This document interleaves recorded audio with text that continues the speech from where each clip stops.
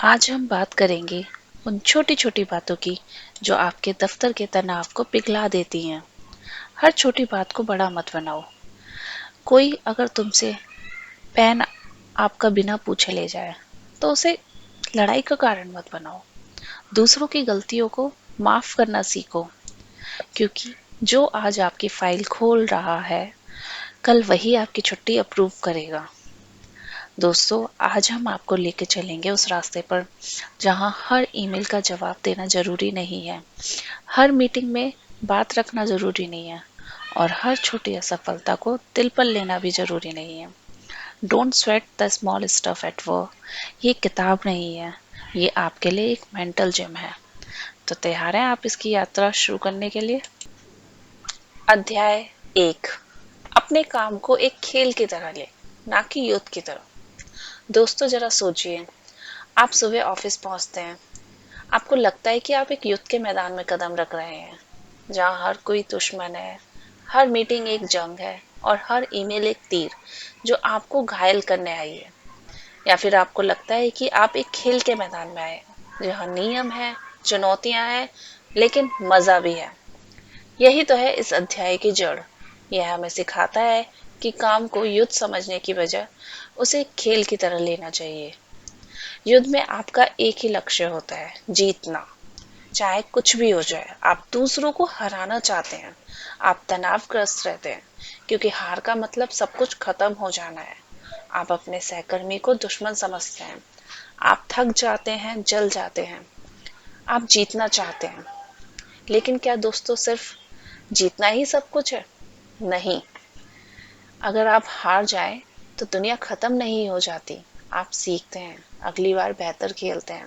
आप अपनी टीम के साथ मिलकर काम करते हैं। आप नियमों का पालन करते हैं। एक कहानी जो ये किताब बताती है। मान लीजिए आप एक प्रोजेक्ट पे काम कर रहे हैं। आपका बॉस आपको बार बार बदलाव करने को कहता है। युद्ध की मानसिकता वाला व्यक्ति कहेगा, यह तो मेरे खिलाफ साजिश है। बॉस मुझे परेशान करना चाहता है, मैं हार मान लूंगा। लेकिन खेल की मानसिकता वाला व्यक्ति क्या कहेगा? वह कहेगा, अच्छा, यह तो एक नई चुनौती है। देखते हैं मैं इस बार कितनी जल्दी और कितने अच्छे तरीके से इस बदलाव को अपना सकता हूँ। यह मेरे कौशल को एक परखने का एक मौका है। यही फर्क है।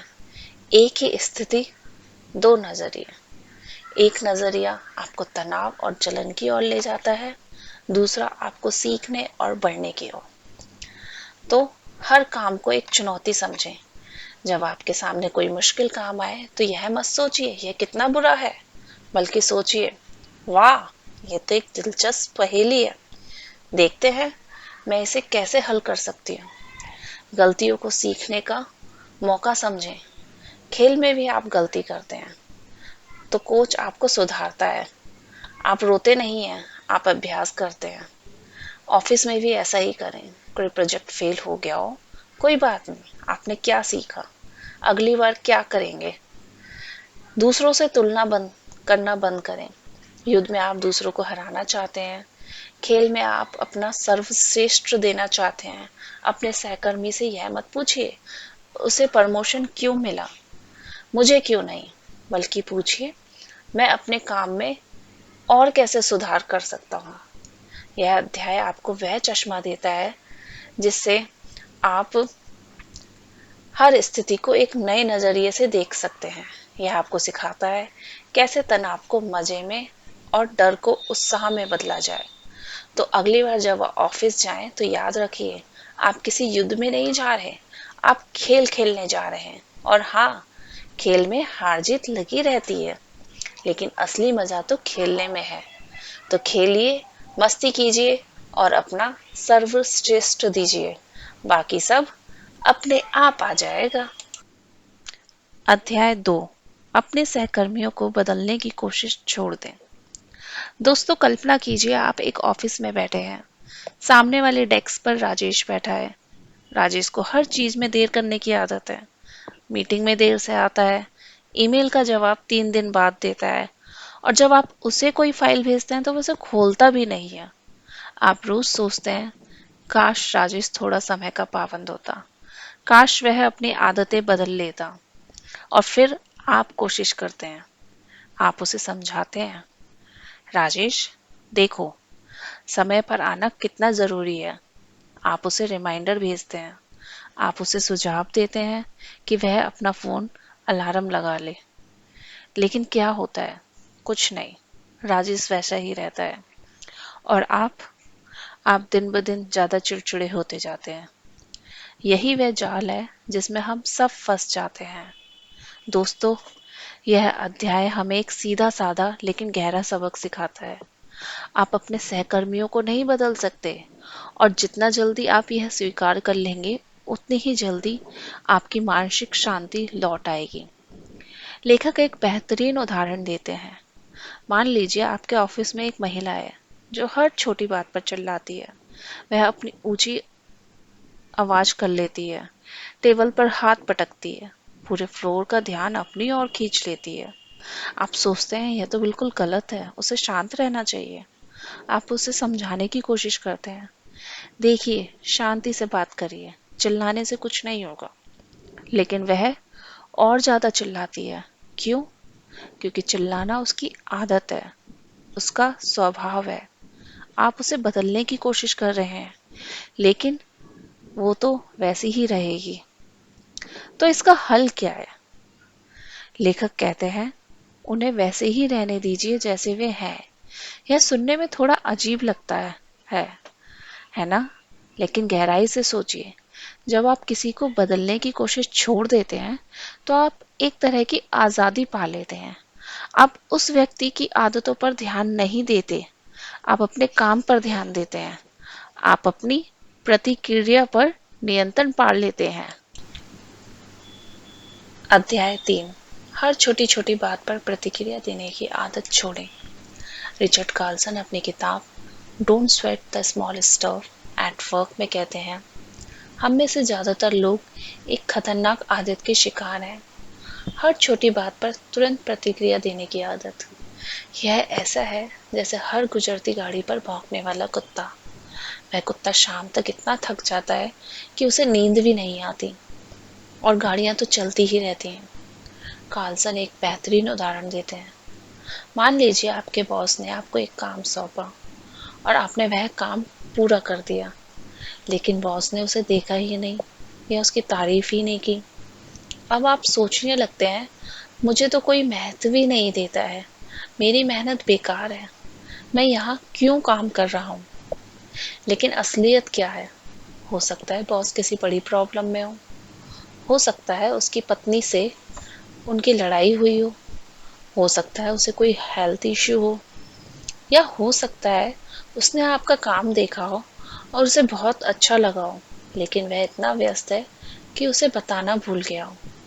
कार्लसन कहते हैं, हम दूसरे के व्यवहार को अपने फिल्टर से देखते हैं, लेकिन हम उनकी पूरी कहानी नहीं जानते। याद कीजिए वह दिन जब आपने किसी को गुड मॉर्निंग नहीं कहा था, सिर्फ इसलिए आप किसी और चीज में व्यस्त थे।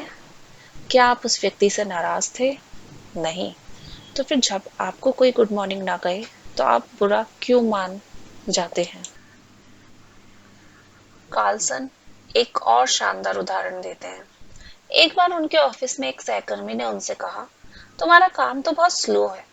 अब कार्लसन के पास दो विकल्प थे। पहला, तुरंत बहस करें, अपना बचाव करें और पूरा दिन खराब करें। दूसरा, गहरी सांस लें, मुस्कुराएं और कहें, हाँ हो सकता है, मैं कोशिश करूंगा कि जल्दी करूं। कार्लसन ने दूसरा विकल्प चुना, और क्या हुआ?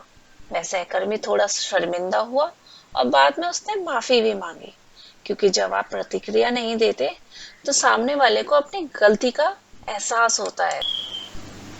तो दोस्तों, इस अध्याय की सीख क्या है? पहली सीख, हर बात पे रिएक्ट ना करें, रिस्पॉन्स करें। रिएक्शन तुरंत होता है, भावनात्मक होता है। रिस्पॉन्स सोच समझ कर होता है। दूसरी सीख, अपने आप से पूछें, क्या यह बात 5 साल बाद भी मायने रखेगी? अगर जवाब नहीं है तो इसे अभी जाने दें। तीसरी सीख, दूसरों के व्यवहार को निजी तौर पे ना लें। 90% मामलों में लोग आपको निशाना नहीं बना रहे होते, वे सिर्फ आपकी अपनी जिंदगी जी रहे होते हैं। चौथी सीख, जब आप छोटी छोटी बातों पर प्रतिक्रिया देना बंद कर देते हैं तो आप अपनी ऊर्जा बचाते हैं। आप उस ऊर्जा को उन चीजों पर लगाते हैं जो वाकई मायने रखती हैं। आपका काम, आपका परिवार, आपकी सेहत। कार्लसन कहते हैं, अपने दिमाग को एक शांत झील की तरह रखें। कोई भी पत्थर उसमें गिरे तो लहरें उठेंगी, लेकिन जल्द ही शांत हो जाएंगी। अगर आप हर पत्थर पर उछलने लगेंगे तो आप खुद ही डूब जाएंगे। तो अगली बार जब कोई आपको ट्रैफिक में कट मारे, या सहकर्मी आपकी गलती निकाले, या बॉस आपकी तारीफ ना करे, तो रुकिए, गहरी सांस लीजिए और खुद से पूछिए, क्या यह वाकई इतना बड़ा मामला है? ज्यादातर मामलों में जवाब होगा नहीं। और याद रखिए, जब आप छोटी बातों को छोड़ना सीख जाते हैं तो बड़ी बातों के लिए आपके पास ऊर्जा और धैर्य बचता है। और यही असली सफलता का राज है। अध्याय 4, अपने काम में पर्याप्त अच्छा होने को स्वीकार करें। दोस्तों, आपने कभी गौर किया है कि हम अपने काम में इतना परफेक्ट बनने की कोशिश में कितना समय और एनर्जी बर्बाद कर देते हैं? मैं आज आपको एक ऐसी बात बताने जा रही हूँ जो शायद आपको हैरान कर दे, लेकिन ये सच है। कभी कभी पर्याप्त अच्छा होना ही काफी होता है दोस्तों। मुझे याद है, एक बार मैं एक बड़ी प्रेजेंटेशन देने वाली थी। मैंने हर स्लाइड को 10 बार रिवाइज किया, हर फॉन्ट को बदला, हर कलर को परफेक्ट किया। मेरी टीम के मेंबर राहुल ने कहा, यार ये तो बहुत अच्छा है, चलो अब फाइनल कर देते हैं। लेकिन मैंने कहा, नहीं, अभी और सुधार करना चाहिए। नतीजा, मैंने इतना टाइम लगाया कि प्रेजेंटेशन के दिन मैं बहुत ज़्यादा थक गई और मेरी परफॉर्मेंस औसत रही। यही वो जाल है जिसमें हम सब फंस जाते हैं। हम सोचते हैं अगर चीज़ परफेक्ट नहीं है तो हम फेल हो जाएंगे, लेकिन सच्चाई ये है, परफेक्शन का पीछा करते करते हम अपने मेन टारगेट से भटक जाते हैं दोस्तों। दोस्तों, आज के इस तेज तर्रार जमाने में जहाँ हर किसी को फटाफट रिजल्ट चाहिए, वहाँ पर्याप्त अच्छा होना एक कला है। यह आपको बचाता है अनावश्यक तनाव से, टाइम वेस्टेड से, और सबसे बड़ी बात, अपनी क्षमता से कम परफॉर्म करने से। क्योंकि जब आप परफेक्ट बनने की कोशिश में लगे रहते हैं तो आप कई मौके गंवा देते हैं। जबकि पर्याप्त अच्छा होने का मतलब है आपने काम को समय पर, सही तरीके से और बिना अनावश्यक देरी के पूरा कर दिया।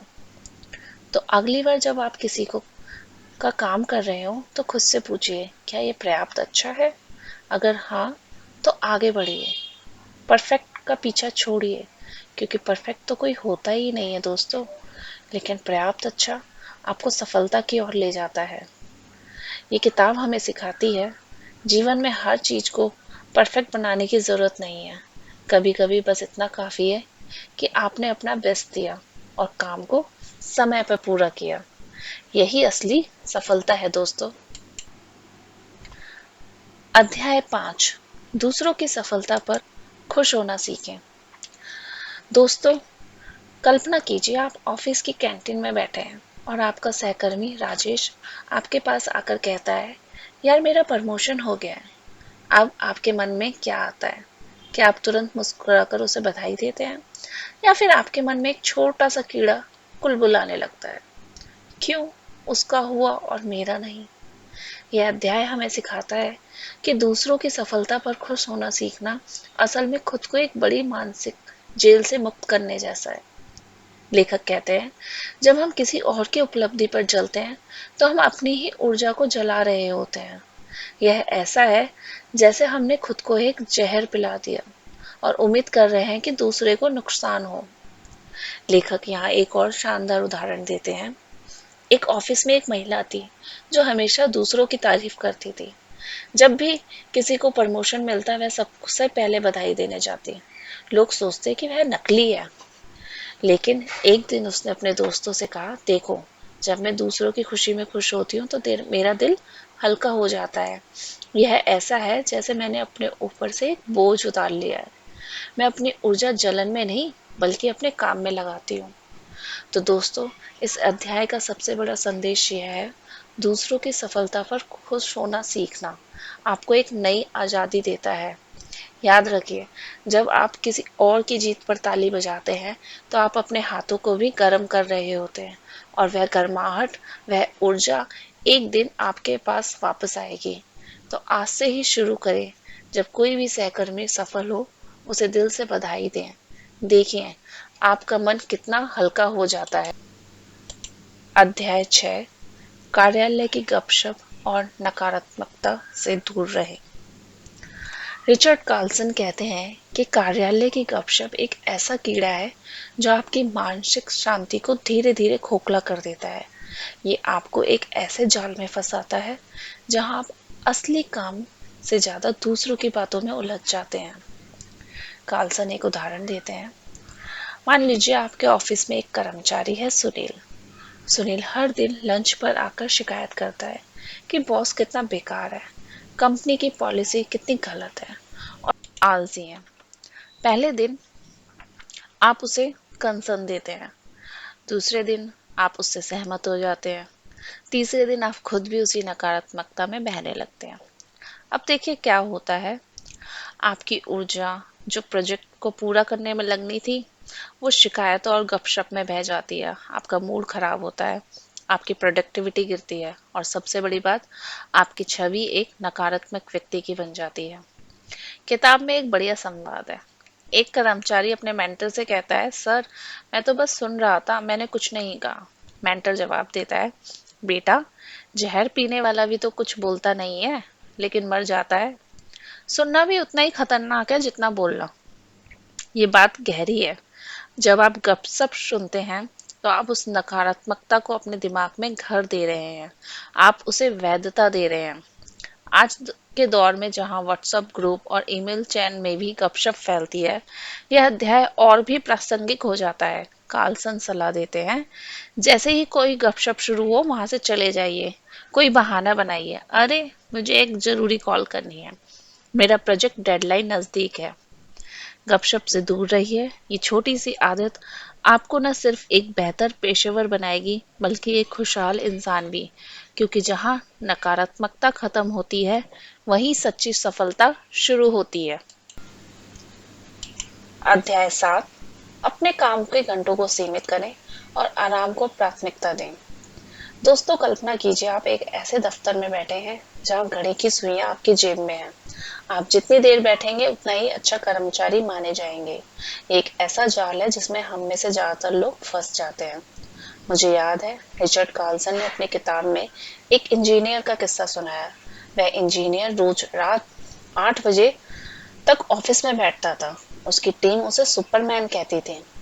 लेकिन एक दिन उसकी पत्नी ने फोन किया, आज तुम्हारी बेटी का स्कूल का पहला नाटक है। उसने कहा, प्रोजेक्ट डेडलाइन है, नहीं आ सकता। अगले दिन उसके बॉस उसके पास आए और बोले, तुम्हारी रिपोर्ट पे 3 बड़ी गलतियां हैं, तुम थके हुए लग रहे हो। वह इंजीनियर समझ गया कि वह जितना ज्यादा काम कर रहा था, उतना ही कम प्रभावी हो रहा था। कार्लसन कहते हैं, अपने काम के घंटों को सीमित करना आलस्य नहीं है, बल्कि बुद्धिमानी है। वह एक सरल सूत्र देते हैं, जितना काम आप 8 घंटे में कर सकते हैं, उसे 6 घंटे में करने की कोशिश करें। कैसे? उन चीजों को हटाकर जो सिर्फ समय खाती हैं, बेवजह की मीटिंगें, अनावश्यक ईमेल और वह पूर्णता जो कभी नहीं आती। अध्याय 8, हर दिन किसी न किसी की मदद करने का एक छोटा सा तरीका खोजें। दोस्तों, आज हम बात करेंगे एक ऐसी आदत की जो आपकी जिंदगी को पूरी तरह बदल सकती है। और ये कोई बड़ा काम नहीं है, बल्कि बहुत छोटी सी चीज है।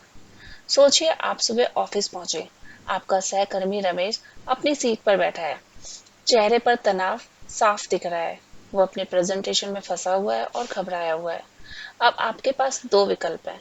या तो आप अपने काम में लग जाएं, या फिर आप उससे पूछे, रमेश, क्या मैं आपकी कुछ मदद कर सकता हूँ? ये छोटा सा सवाल, ये छोटी सी पेशकश कितनी बड़ी चीज बन सकती है। इसका अंदाजा आपको तब होगा जब रमेश की आंखों में राहत देखेंगे। किताब में एक बेहतरीन उदाहरण है। एक मैनेजर को अपनी टीम के एक कर्मचारी से बहुत चिढ़ थी। वो कर्मचारी हमेशा शिकायत करता रहता था, कभी खुश नहीं रहता था। एक दिन मैनेजर ने सोचा, चलो आज मैं उसकी छोटी सी मदद करके देखता हूँ। उसने उस कर्मचारी को कॉफी ला कर दी। बस इतना सा काम।